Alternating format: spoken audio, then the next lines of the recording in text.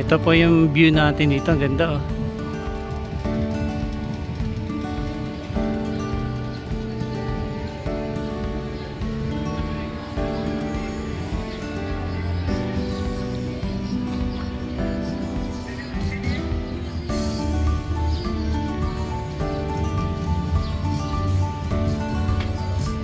Dami pala mga bazaar dyan ah. Sa loob. Okay, lakad-lakad na po tayo.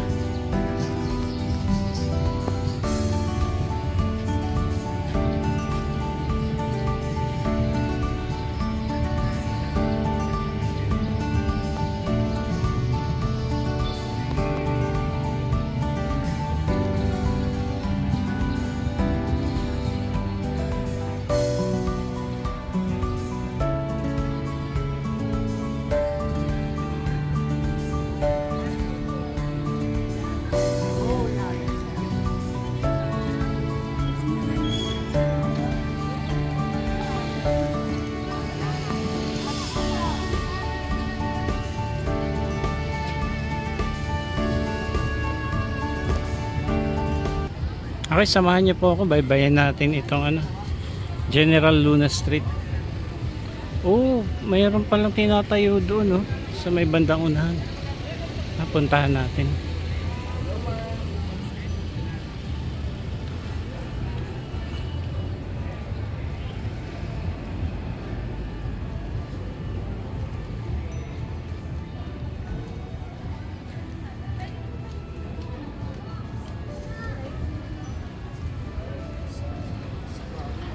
Yung kahabaan nitong General Luna Street ano, ay nilatagan nitong mga paver blocks. Tapos nilalaan tong street na ito para sa mga light vehicle lamang and sa mga namamasyal, sa mga kababayan po natin. So, mag-iiba ng ruta yung mga may sasakyan dyan. Hindi po sila pwede makadaan dito sa may General Luna Street. Ito yung Palacio de Gobernador. Yun yung Cathedral Church. And yan naman papuntang ano, papuntang Manila City Hall.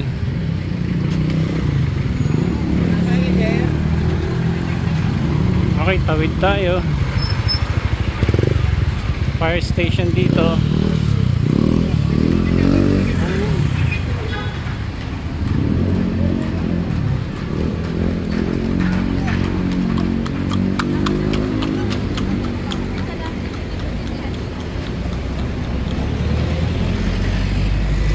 Ayan, may mga harang dito.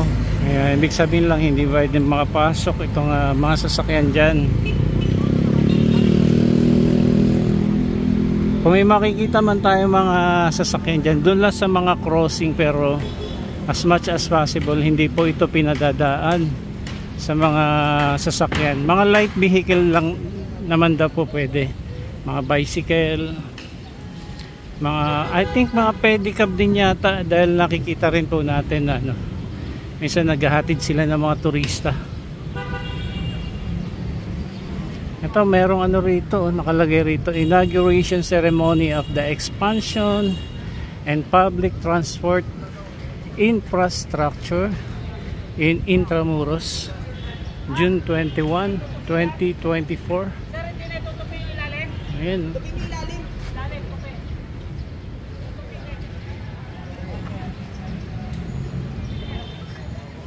So may ceremony pala rito bukas, ano? So masaya dito bukas. Ito po yung Cathedral Church. Ayan, sana makuha na natin dito bukas. Tingnan lang natin kung anong oras.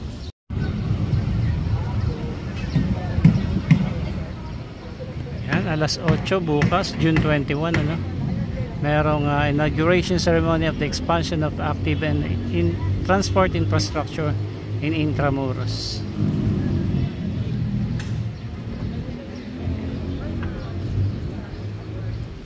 Daming foreigner ngayon.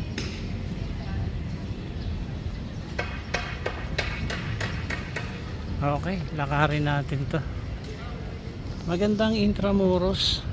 Kaya lang ang mga nakakapangit lang dito yung mga kawad ng kuryente, saka yung mga ilang informal settler o mga squatter sa ibang area dito.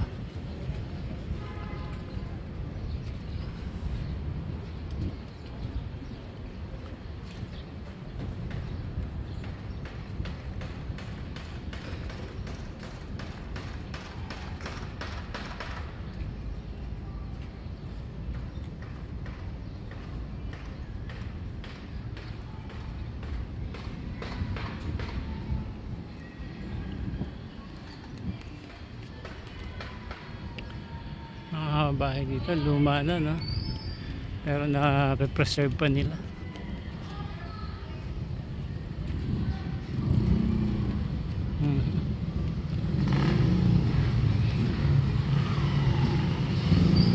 Ito yung mga nagpa-park lang dito sa hindi siya pwede rito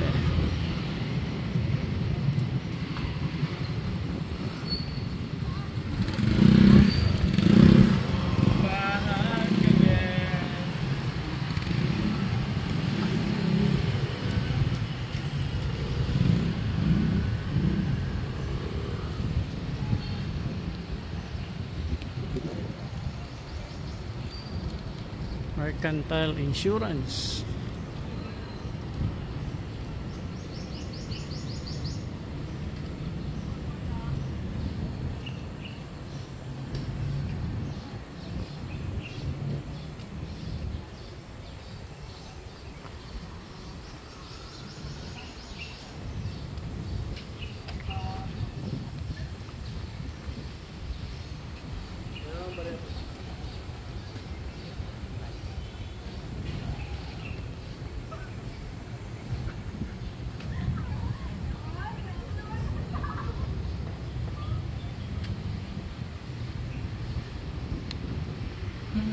Okay. Dito nakakapasok din pala, no? Pero may mga harang di sila pwede dyan.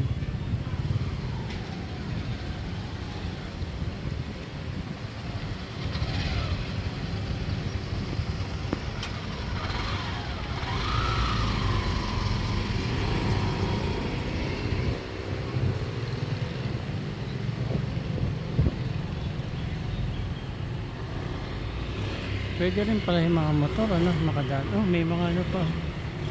Yan, hello.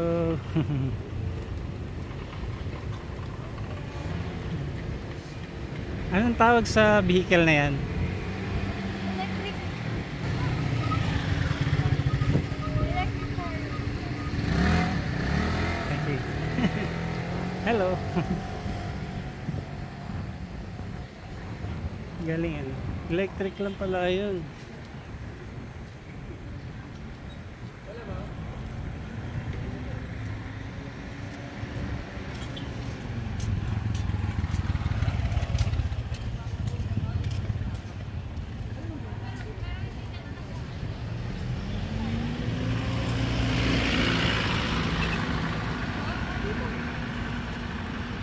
Ito, pansin lang natin, nakakapasok dito.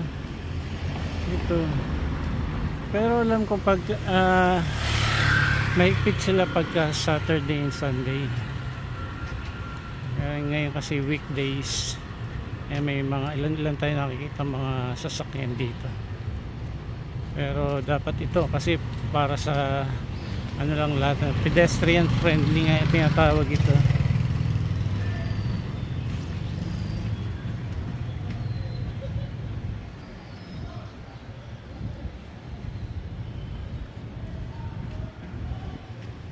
Okay. Ayun na yung mga kawad ng kuryente.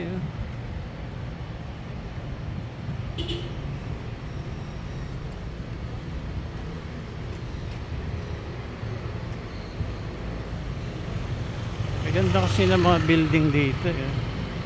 Makapangit lang talaga itong mga kawad ng kuryente.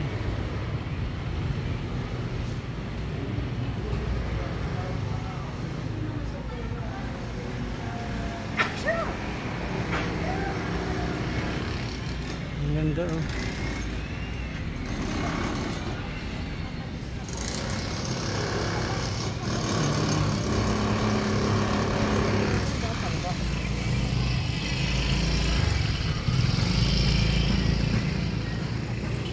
Ito yung Casa Manila. Tapos ito naman yung San Agustin Church. Ayan, ang dami rito mga kakainan, mga cafe.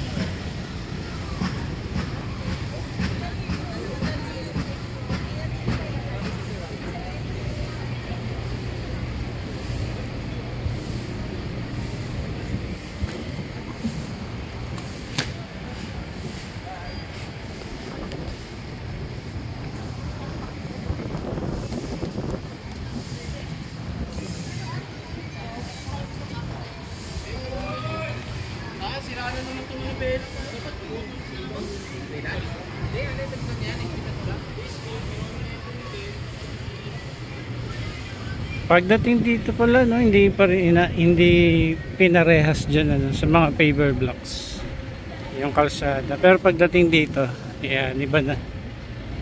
Hanggang doon yan sa may ano, pamantasan ng lungsod ng Maynila.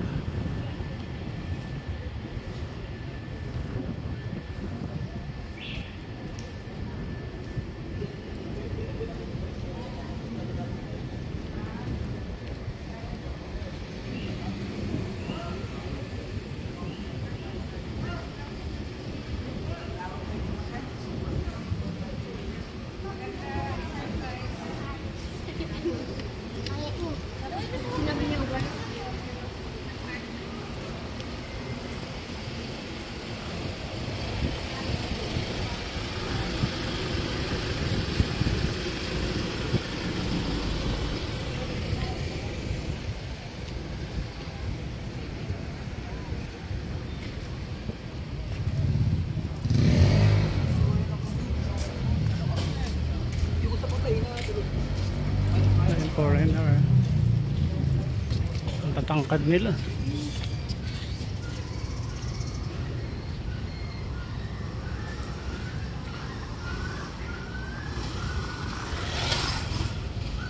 Ayan, ilan sa mga informal settler o mga squatter dito po sa area na ito.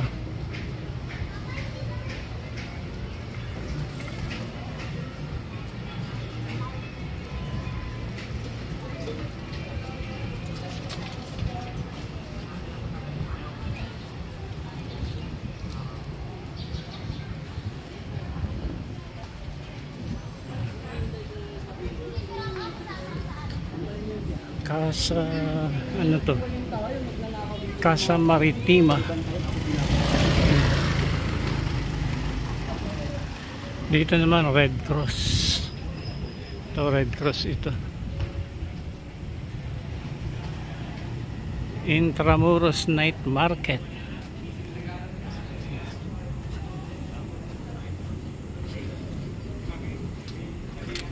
Tapos na naman yung Patio Victoria.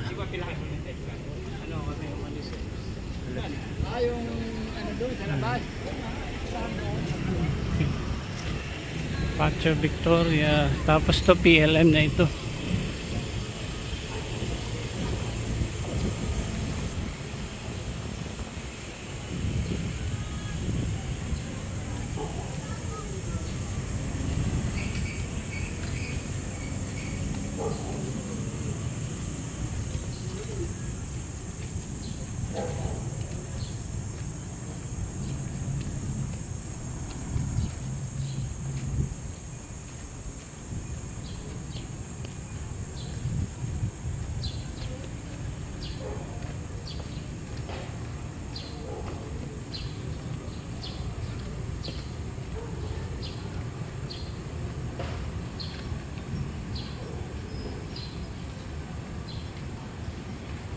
Dito mga ano, mga antique.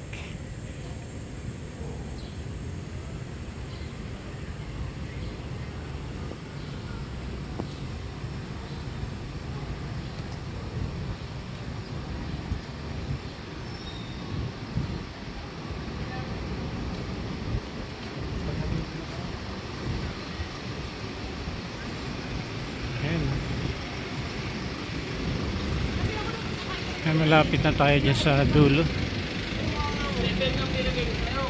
7.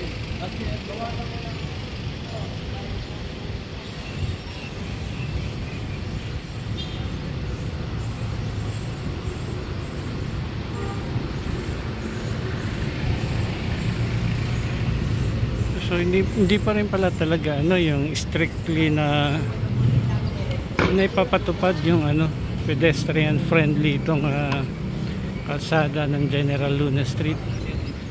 Pero yun ang ano nila,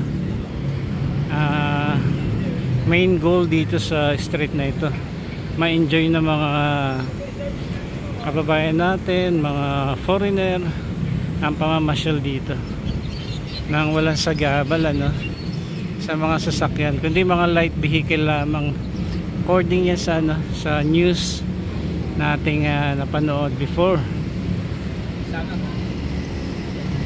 Ito na po yung ano pamantasan ng ano, lungsod ng Maynila. Yan, dito na po tayo mag-end ng ating update dito po sa ano, sa General Luna Street.